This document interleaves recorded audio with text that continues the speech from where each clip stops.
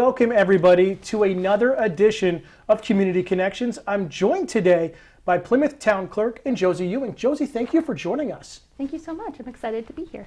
Looking at things, we're going to focus on this episode more of the town elections that are just around the corner. And really, when is town election for the people that might not know? Yep. So town election is always the second Tuesday, and this year it's going to be the second Tuesday in March, which is March 14th. Wonderful. And where is the polling place this year? Polling place is always going to be the Plymouth Elementary School, and that location is 43 Old Award Bridge Road in Plymouth. And with that, what are the times that it's open? Is it like the general election times as well? Yep. For all elections, our polling place is open from 8 a.m. to 7 p.m. And if classes are going on at the school, where are people allowed to park?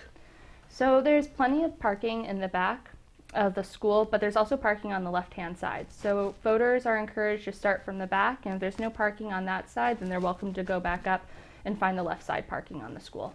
And with that, where's the entrance? Is it at the front of the building and you walk around? How does it work? Yeah, that's a really good question. So the entrance to the school is, of course, the front, but school is still in progression during the day. So we ask that voters go to the back side of the school, and that's where they're going to enter inside the school.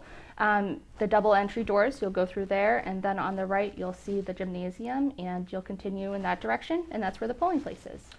People with COVID, people with disabilities, is there a way that people are able to vote from their vehicle if need be? Absolutely.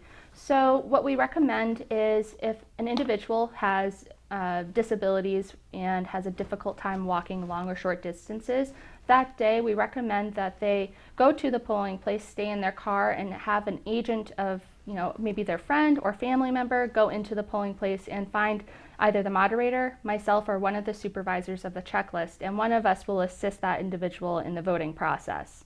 Secondly, say you have COVID, but you test positive a few weeks before, and if that happens, then we recommend that you request an absentee ballot through our office. But if you test, say, the day before, same as the first option, you should go to the polling place, stay in your car, and give us a call. You can either call us or you can have a friend or family member go in and again seek the assistance of either the moderator, myself, or one of the supervisors of the checklist. Now, is anybody able to set that system up in advance, or does it have to be when they get there?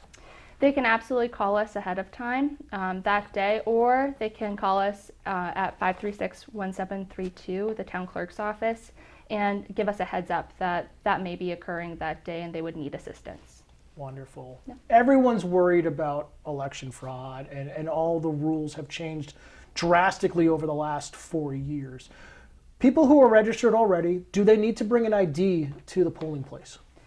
New Hampshire law does not require that a registered voter who's already on the public checklist, that they do not have to bring their official ID. However, it is helpful in the process. If you have your ID, we do ask for it. It can be, there's a few options for what your ID could be. It could be a passport, pass card, college ID, any government issued ID, driver's license. But that will assist us in the process in getting you checked in and getting you your ballot.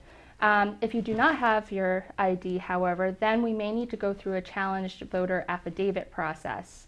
You will still be able to vote, but again, it's a different process and it's just easier if you bring it in that day.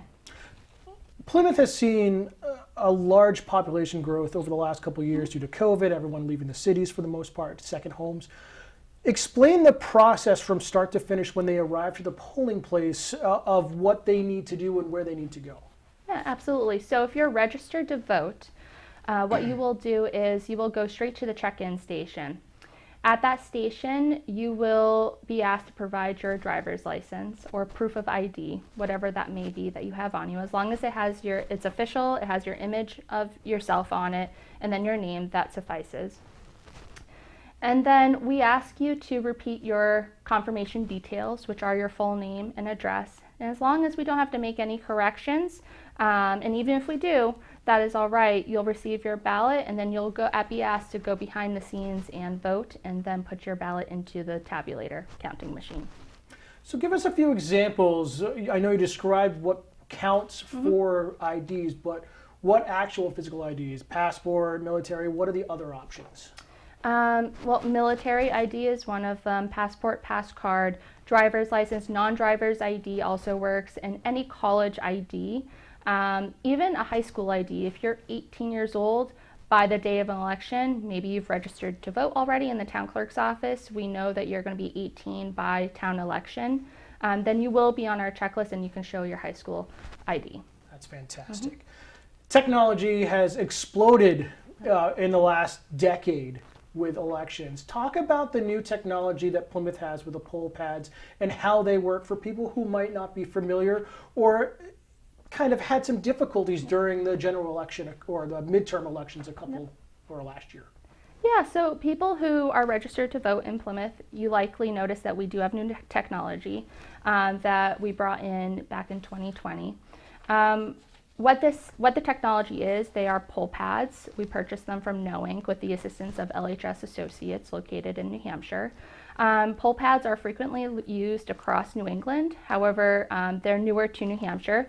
There's handfuls of New Hampshire municipalities that are experiencing the benefits of using poll pads. Some of the benefits is that they're more efficient. That has greatly improved the voter's experience. Prior to having poll pads, we were using the paper checklist, which we still use today. That is the official checklist for an election. So this does not replace them by any means. However, with this process, rather than having a voter wait in a line based on their name, the alphabet, you can select any line you would like to go in, and then when you present your driver's license, we give you the option. We can either scan your driver's license to pull up your voter record. That takes 3 seconds to pull up your voter record. Or we ask you if you would like us to manually pull up your voter record. That does take a few more seconds, but either way, it definitely cuts down that voter's experience, makes it more smoother, and they get to vote in much faster, which is wonderful. We've talked about IDs and what people might need to bring or do need to bring. Talk us through the process of who's eligible to vote and how they vote here in New Hampshire. Yep. So to be able to register to vote, you have to be 18 years old by the day of the election. You have to be domiciled in the town, so you have to be living, in other words, in Plymouth, New Hampshire. And then thirdly, you have to be a United States citizen. Registering to vote, as long as you meet all of those three qualifications, then you are qualified to be a registered voter in Plymouth. And the process of registering to vote it can be timely, depending on the kind of election we're working on. Being a transient town, we have a lot of people who live here. So during a larger election, it can take some time versus a town election where we have fewer voters coming in. But that process, what do you want me to go over the qualifications? Yeah, what might to as well bring? go over the qualifications Okay. as well. Give all the information Yep, to the people. absolutely. So with that process, we ask for proofs. We ask for proof of identification. Just went over some of those proofs, but that would be military ID, passport, pass card, college ID, high school ID, driver's license, non-driver's ID, something that again is a government issue that has your face with your name on it. So that's proof of identification. We also ask for proof of residency. That's pretty flexible, as long as it's not something like spam mail, for example, being sent from like a dealership, with ads on it. We wouldn't accept something like that. So it could be a notarized statement on letterhead from an agency, utility bill, motor vehicle registration, along those lines is acceptable. And then proof of citizenship. That's going to be a birth certificate, U.S. passport, pass card, and then also proof of age. That could be a driver's license or a birth certificate. There's been a lot of discussion, a hot topic around the country and here locally about legislative law changes and what people can do to kind of help their side. What are some of the rules that have changed recently that people need to be aware about for voting? Yep. The biggest rule that is going to have a large impact on new registered voters is Senate Bill 418. That passed last year, and that bill will affect people who are first-time voters in New Hampshire registering on the day of an election who do not have proof of ID. So if you bring your identification with you, that's going to be ideal because you're not going to go through the provisional ballot process. However, if you do not have proof of ID on you, then you do receive a provisional ballot and you have to complete a challenge voter affidavit with a qualified voter affidavit. You will be given a prepaid for package provided by the Secretary of State's office. And you need to return proof of ID within 7 days after an election. If you fail to return proof of ID after 7 days, then the provisional ballot that you casted will be pulled aside and your vote will be deducted. So the importance of this is make sure you bring proof of ID with you on election day. This does not, if you register prior to election day, this doesn't apply to you. It's just for first-time registered voters in New Hampshire who do not have ID on them who are registering on the day of an election. Wonderful. We kind of talked about it quickly earlier about the process if you can't make it into the building or are unavailable. How does someone apply for an absentee ballot? And talk us through that whole step, all those steps for it. Yep, applying for an absentee ballot is fairly simple. You can visit our website, which is www.townclerkplymouthnh.com, or you can visit the Town Hall's website as well. You can find the absentee ballot request form on our elections tab. You can also find the form by visiting our office. We have copies within the office that we can provide to you. But if you're away, you don't have access to a printer, we will email you that form as well or mail it to you by USPS. We ask that you complete that form as soon as possible and that is sent directly to us. You can send it by USPS mail. You can fax it to 603-536-0036. You can email it to us. So there's a variety of ways we can receive it. And as soon as we do receive it and we have the absentee ballots in office, we go ahead and mail the absentee ballots off right away. And is there a deadline for returning for town elections? I know there is for the general elections. Yes, there is a deadline. So the deadline is the same as general elections. We need to receive the absentee ballot by 5 p.m. on election day. That is the deadline to receive them. The deadline to request an absentee ballot would be the Monday prior to the election. So that this year, for example, that would be March 13th by 5 p.m. again.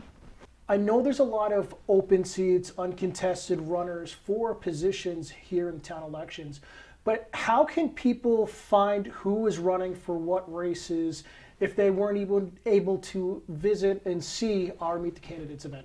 Absolutely. So you can find sample ballots by going to the town clerk's website or the town's website. But you can also find sample ballots by visiting the town hall. We do have them posted there within the office and then again in the hallway. So there's a few ways people can learn. You can also just give us a call or send us an email. We can send that information right to you or give it to you over the phone. Whichever is the most convenient for the voter or our citizens is the best option for us. Josie, thank you for your time. Thank you for all this wonderful information. I know you and your staff are flat out busy, as it always is during election season, but I'd like to thank you for all of your hard work and best of luck here in March. Thank you so much. We're excited to see everyone. Again, one more time, when is Town Voting Day? Town Voting Day is March 14th. That is a Tuesday, second Tuesday in March, and polling place is open from 8 to 7, and the polling place is the Plymouth Elementary School. Wonderful. We hope everyone is able to attend and also the next night for town meeting. But for all of us here, we'll see you next time on Community Connections.